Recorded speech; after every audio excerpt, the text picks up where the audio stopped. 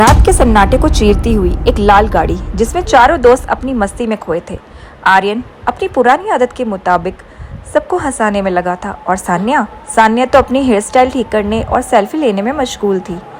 कबीर हमेशा की तरह सीरियस होकर ड्राइविंग पर ध्यान दे रहा था, जबकि मीरा खिड़की के बाहर के नज़ारों को चुपचाप देख रही थी। अंदर माहौल हंसी मजाक का था, लेकिन कार के बाहर मंजर कुछ और ही था। सड़क के दोनों तरफ खड़े वो सूखे पेड़ जैसे इन्हें अंदर आने का न्योता दे रहे हों।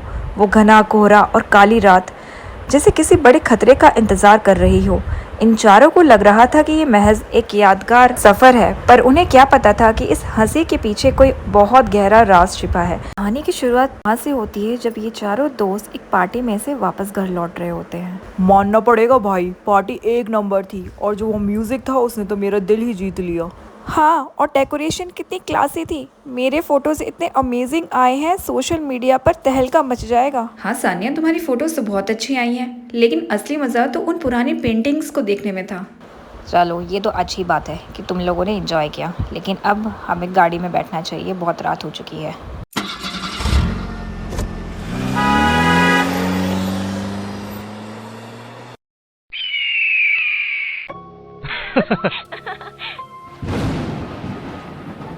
सब कुछ सही चल रहा था। चारों दोस्त हंसते खेलते मस्ती करते हुए जा रहे थे।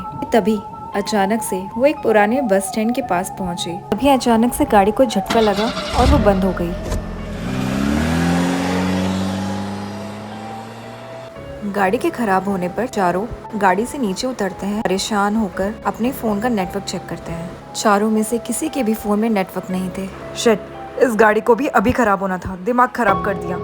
नेटवर्क का एक डंडा भी नहीं है यहाँ। नेटवर्क तो मेरे भी फोन में नहीं आ रहे हैं, दोनों फोन में से किसी में भी नहीं। लगता है किसी के भी फोन में नेटवर्क नहीं है। ओह गॉड, कबीर यहाँ पर गाड़ी क्यों रुकी? देखो बाहर, यहाँ कितना अंधेरा है, मुझे बहुत डर लग रहा है। मुझे यहाँ एक मिनट भी नहीं रहना। अरे भाई सानिया, हो सकता है यहाँ पर कोई ऐसा है जो तुम्हारा हेयर स्टाइल देखना चाहता है, इसलिए उसने हमारी गाड़ी को यहाँ खराब करवा दिया है। हा हा हा हा। चुप करो आर्यन, मुझे डर लग रहा है। आर्यन चुप करो, ये मजाक का वक्त नहीं है। लगता है गाड़ी का रेडिएटर ओवरहीट हो गया है।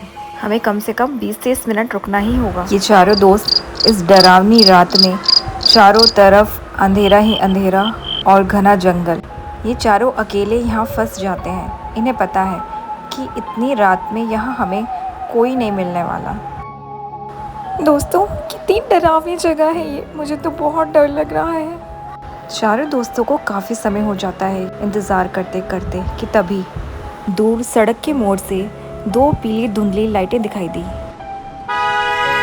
अरे वो देखो दोस्तों, सामने से कोई गाड़ी आती हुई नजर आ रही है। जैसे जैसे रोशनी करीब आई, एक पुरानी जर्जर सी रोडवेज बस उनके सामने आकर रुकी। बस का रंग उड़ा हुआ था और उसके कांच पर धूल की इतनी मोटी परत थी कि अंदर का कुछ नजर नहीं आ रहा था। अजीब बात यह थी कि इतनी खस्ता हाल बस का इंजन बिल्कुल खामोश था।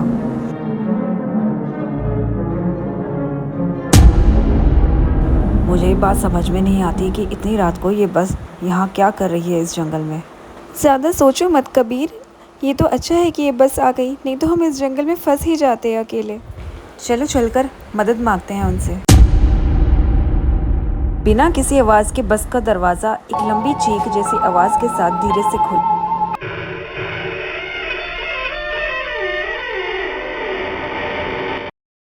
जैसे ही ये चारों दोस्त बस की तरफ बढ़ते हैं तो वहाँ पर कंडक्टर खड़ा होता है, जो बस चुपचाप खड़ा देख रहा होता है। उसके कपड़े बहुत ही पुराने और फटे हुए लगते हैं। भाई साहब, क्या ये बस शहर जाएगी? और वो कंडक्टर चुपचाप उनकी किसी बात का जवाब नहीं देता, बस इशारा करता है जैसे वो ये कह रहा हो कि अंदर चले जाओ बस के।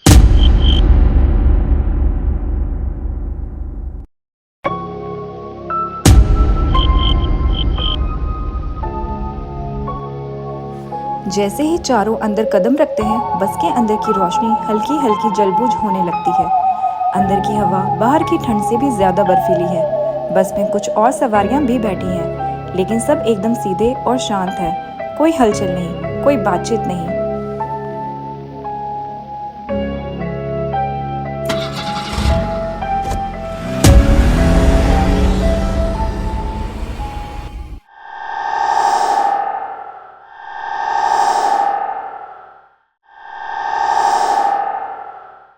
दोस्तों, क्या तुम्हें बस का कंडक्टर कुछ अजीब नहीं लगा?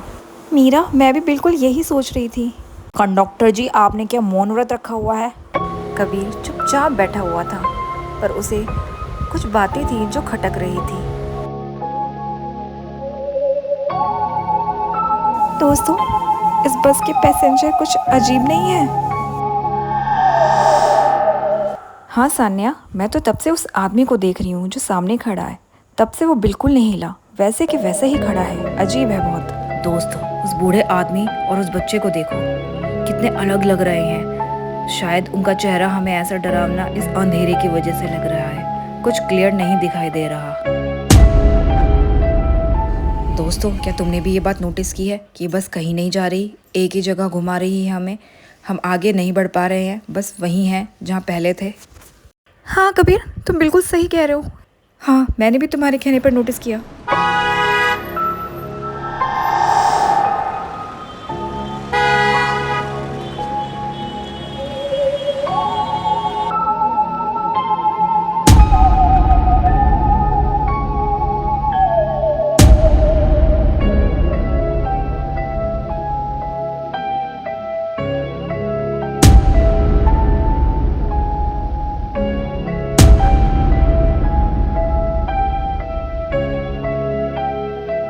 कबीर को झटका लगता है। वे देखता है कि सड़क किनारे एक टूटा हुआ बिजली का खंभा और एक पुरानी लाल साइकिल पिछले 5 मिनट से चौथी बार गुजरी है। दोस्तों, कुछ तो गड़बड़ है।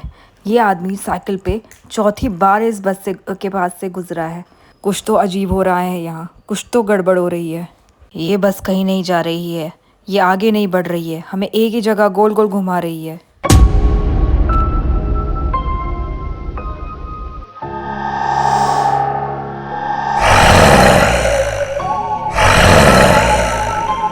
ओ भाई कंडक्टर साहब, बस रोको। क्या हो रहा है ये?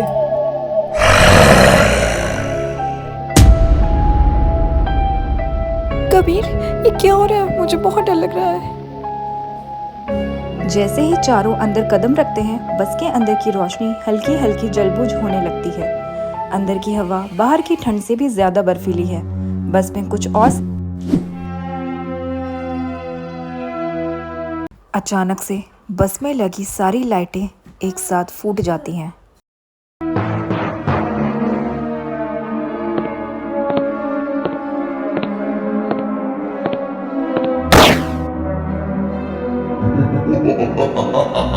जब सान्या अपने फोन की फ्लैशलाइट जलाती है तो वे देखती है कि वो बूढ़ा और बच्चा अब ठीक उनके सामने वाली सीट पर बैठे हैं, लेकिन अब उनके चेहरे पूरी तरह सामने हैं। उनकी त्वचा मिट्टी की तरह फटी हुई है और आंखों की जगह सिर्फ खाली गड्ढे हैं।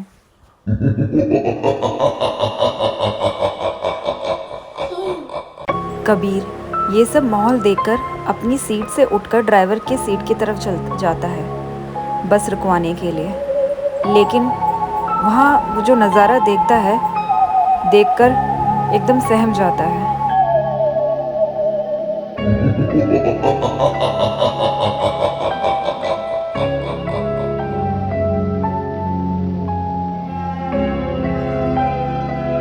और ये क्या? ये बस अपने आप कैसे चल रही है?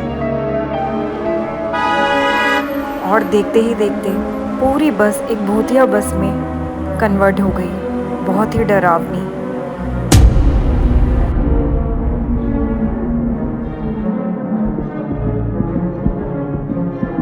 दोस्तों, अगर आप पूरी कहानी जानना चाहते हैं कि क्या हुआ इन चारों दोस्तों के साथ, क्या वो घर वापस लौट पाए या फिर इसी बस के पैसेंजर का हिस्सा बनकर रह गए हमेशा के लिए यहीं कैद, अगर आप चाहते हैं कि मैं दूसरा पार्ट लेकर आऊं तो मेरे इस चैनल को लाइक करो, सब्सक्राइब करो, नीचे दिए गए रेड आइकन को क्लिक करो और कमेंट में यस लिखो।